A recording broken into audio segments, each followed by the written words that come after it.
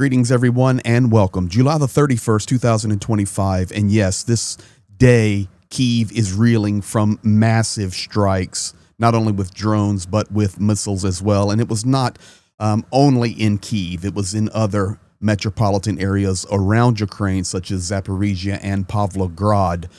It was a very difficult night for Ukraine. On the flip side, there are some incredible statements that are coming out from President Zelenskyy. We also have the new law reenacted. I can confirm that for you. And the kids that were protesting are now dancing in the streets. So we have good things happening in Ukraine in lieu of all of those strikes. And additionally, yes, Donald Trump and Medvedev are playing games, but we need to read between the lines on these games. And I have a statement from Mirshimer that I think is spot on. So thank you for being here. Thank you for subscribing, liking, and commenting. Let's jump right to it. We appreciate each and every one of you. Yes, President Zelenskyy has stated that Putin must go away. The regime must change in Russia. This is now on the heels of Ukrainian parliament restoring the regulations for anti-corruption agencies and their independence. As you can see there, if you can't read it, it is 330 za and 0 proti. So 330 were yes, and there were 0 no's. So this is a good day as we see this approval coming back on the day that Zelenskyy said it would happen, July the 31st, 2025. Stefanchuk already having it signed there in the parliament, the Rada, and it will be heading to Zelenskyy's desk and may already be signed. So good there. Now, Zelenskyy also coming out saying there must be a regime change in Russia, regardless, even after the end of the war, and at the same time talking about a weapons deal with the United States, and he has been speaking with President Donald Trump. Let's go to the first one first, the regime change. But if the world doesn't aim to change the regime in Russia, that means even after the war ends, Moscow will still try to destabilize neighboring countries. So there he calls it straight out, guys, and we know this. This is the modus operandi of the Kremlin, and he calls it, there now must be a regime change. I think Zelenskyy is tired of hearing about a regime change in Kyiv, and it's time to put the shoe on the other foot. There actually needs to be a regime change in Moscow. Now, the second one, he talks last night about his deals imminent and incoming with the United States. I also agreed today on the basic principles of our agreements with America, Ukraine, and the United States in terms of weapons, large-scale deals, and I talked about them with President Trump, and I really hope that we can accomplish all of this. This will definitely strengthen both of our countries and therefore our allies and our partners. We greatly appreciate America's principled steps to pressure Russia for the sake of peace. We need to act now to force Russia to make peace. There you go. Act now to force Russia to make peace.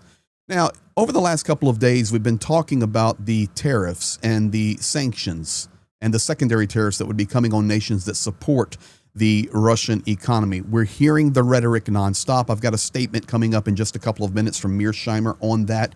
But the reality is we've heard strong rhetoric coming out of the White House about the tariffs that could be secondarily placed on economies like China and India and other nations that are supporting the Russian war effort.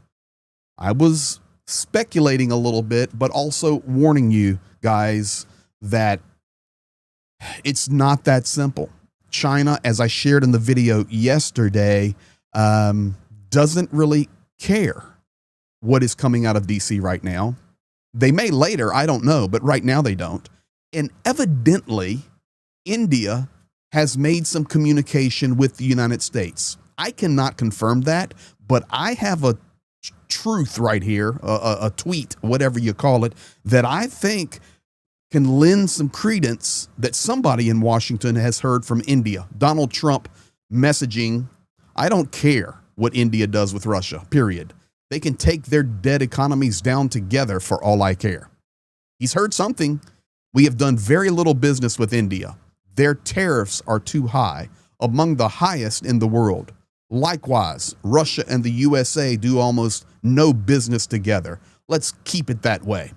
Wasn't it just a couple of months ago that Donald Trump was suggesting that Russia and the United States could get filthy rich together because of all of Russia's resources? And now, let's keep it that way. No business together. And now, he makes a personal attack on Dmitry Medvedev. And listen, Medvedev can be absolutely bonkers. In Ukraine, he's just accused of being the drunk, crazy man out of his mind. But he's in that inner circle, guys. And he was the former president of Russia, the prime minister, and now in Security Council positions. And he said, and tell Medvedev, the failed former president of Russia, who thinks he's still president, to watch his words. He's entering very dangerous territory. That's the threat now against India and directly against Medvedev. So, of course, Medvedev responds. About Trump's threats against me in his personal network Truth, which he banned from operating in our country. Listen, this is unbelievable. It's like watching a soap opera. And it's terrible because Ukrainians are being killed during this soap opera. If some words of the former Russian president cause such a nervous reaction in the entire formidable U.S. president, it means that Russia is right in everything and will continue to go its own way.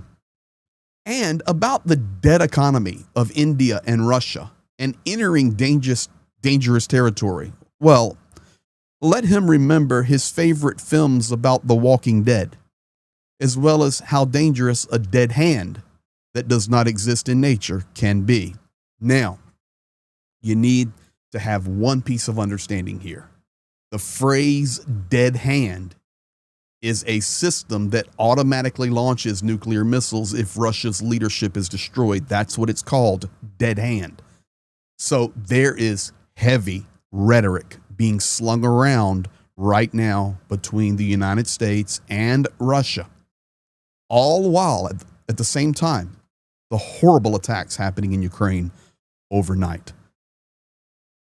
Finally, John Mirshimer. I have shared him with you guys, 2 or 3 times over the last 3 to 4 weeks, and so many positive comments coming back saying, I don't like Mirshimer. Well, that's not positive. I don't like Mirshimer, or I do like Mirshimer. I like his thoughts. I like what he's saying. Don't agree with everything he says, but he's laying it out logically. I think here we're going to see some logic laid out.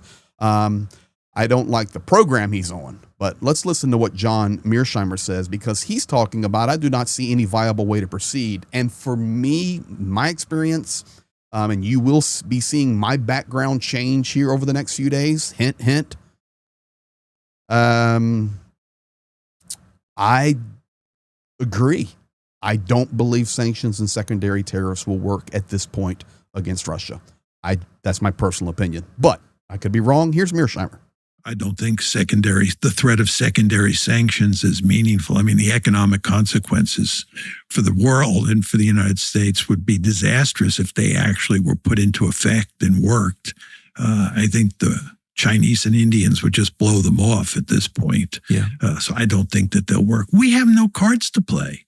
If we had cards to play, Biden would have played those cards. I mean, one fundamental difference between Biden and Trump is that Biden was fully committed to the war and wanted to do everything he could to make sure the United States stayed in the game and continued to support Ukraine no matter what.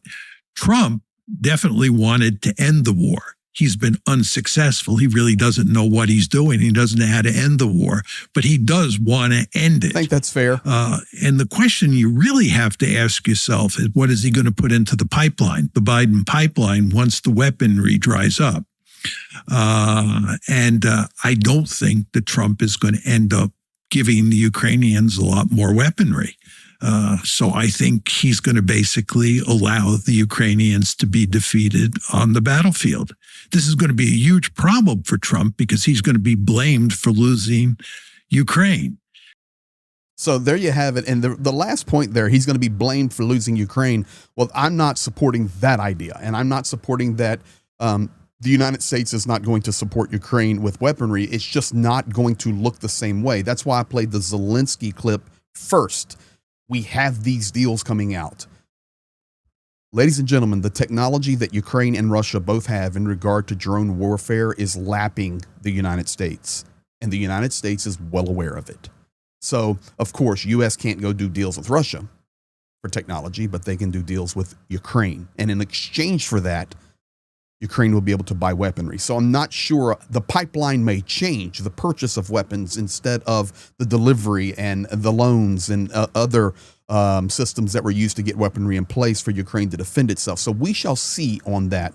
Additionally, one of the main things that's going to be vital over the next months is actually attrition and manpower. But we'll be talking about that differently, even from inside Ukraine. But this is where we're at today. A lot of key statements being thrown around, literally thrown around. And overall, tough night for Ukraine, but standing strong. Thank you for being here. Thank you for subscribing, liking, and commenting. I will keep you updated and posted. And as I shared with you guys, hint, hint, this background's changing for some reason. Look forward to sharing more with you later. Be blessed.